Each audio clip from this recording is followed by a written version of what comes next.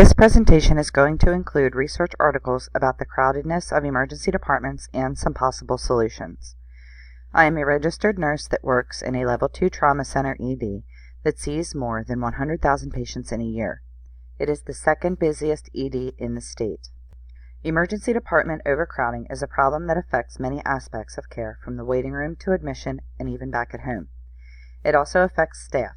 It is a cyclical problem that has many components that are contributors to the issue, and there are strategies to help alleviate it. The ED can be overcrowded when there is a high volume of patients who are sick and they come to the ED because they do not have a family doctor. A busy hospital at maximum census will hold patients in the ED. Each of these scenarios contribute to the other. When an ED is overcrowded, it can burden the system of diagnostics. It will delay times to testing, reading by the radiologist, retrieval of results from the lab, and so on. For patients who are admitted, it can delay the care they are to receive. It can delay the admitting physicians performing initial assessment and plan of care recommendations. As well, it can delay in getting to the floor that the patient has been dispositioned to for a specialty. When an ED is very busy, the easiest place to see it is in the waiting room. A waiting room bulging at the seams with patients waiting to be seen can be a very discouraging place. There are times when a patient will also see this and decide to leave. They may come back at a different time, if at all, but either way, if they are truly ill, they are only going to get worse before they come back. Staff in an overcrowded ED can burn out much more quickly. The ability to care for a patient can be compromised by time constraint. Would implementing a tool in the ED that measures crowdedness improve the quality of care and lead to better patient outcomes? The patient population is patients being seen in the emergency department. The intervention is an assessment tool to measure crowdedness. It is in comparison to other tools currently being used or no tool being used at all. The desired outcome would be to improve throughput in the ED and improve patient outcomes overall. In finding articles for this topic initially, the Pennsylvania College of Health Science Library was utilized. Within the college online library, the CIN-AHL search engine was utilized. Google Scholar was also used after a search had been exhausted through the college. Keywords or phrases in all the searches were emergency departments, overcrowding, quality of care, mortality, and outcomes. Each article was recent, published within the last 5 years. They are full text or as a PDF file, and they were available at no charge.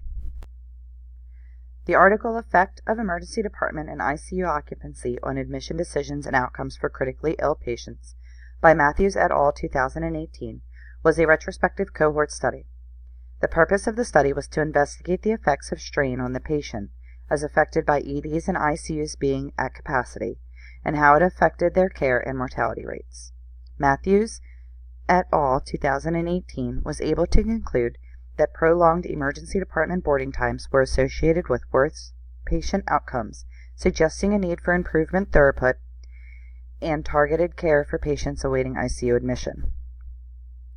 In the article Code Help, Can This Unique State Regulatory Intervention Improve Emergency Department Crowding by Michael et al. 2018, he also did a retrospective analysis.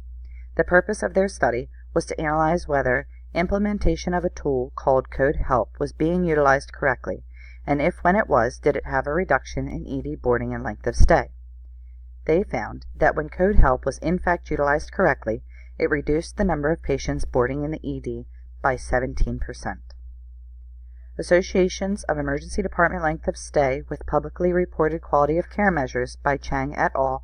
2017 performed a longitudinal analysis to identify if there was an association between ED length of stay and poor quality of care. The results showed that EDs that attempt to reduce length of stay have less people leaving without being seen, have better perception of care, and higher rates of patient satisfaction. It also found that Press-Ganey scores would improve and people would not leave the waiting room but instead would receive the care they need. As well, quality of care for all patients being seen would improve. Boarding patients in the emergency department increases discharge patient length of stay by White et al. 2013 is an article related to another observational cohort study that's purpose was to investigate the impact of admitted patients boarding in the ED destined for disposition to a unit or patients who are meant to be discharged from the ED. They found that increasing throughput would have significant impact on quality of care and decrease in ED crowding. The overall length of stay in patients discharged from the ED increased by 10% when the same ED was boarding admitted patients. Finally, the article Use of the Sonnet Score to Evaluate High-Volume Emergency Department Overcrowding, a Prospective Derivation and Validation Study by Wang et al., 2015, did a prospective study which differs from all of the above-mentioned articles. The purpose of their study was not just to investigate, but to implement a specific tool used to measure overcrowding in the ED. They found that using a tool called Sonnet was more effective in measuring ED overcrowding than a tool already in place called NEDOX, which is commonly used in EDs across America.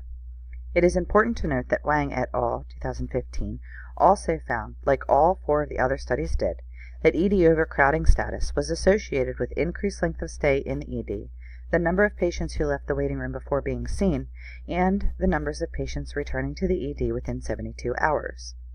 Complete references for all articles can be found at the end of this presentation.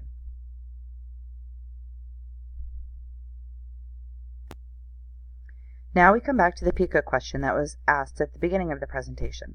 The answer would be yes. It does appear that through the research presented, a tool used to measure overcrowding would indeed improve quality of care and improve patient outcomes. Further research can be performed on which tool specifically meets the needs of the department and would be easy to roll out and utilize. In addition, it would be important to monitor and record the number of patients who leave the waiting room without being seen and the increased length of stay times for patients meant to be discharged. Administration could collaborate a team to measure increased length of stay of patients in the hospital who had exaggerated stay in the ED compared with those who were sent to the disposition floors expediently. The most important takeaway from this presentation should be that healthcare providers should always be working to improve patient outcomes. In a unique setting like the emergency department, overcrowding can very negatively affect care. Using a tool to measure and predict overcrowding will decrease length of stay and mortality. It will decrease bounce-back patients and the amount of patients who leave the waiting room without even being cared for at all.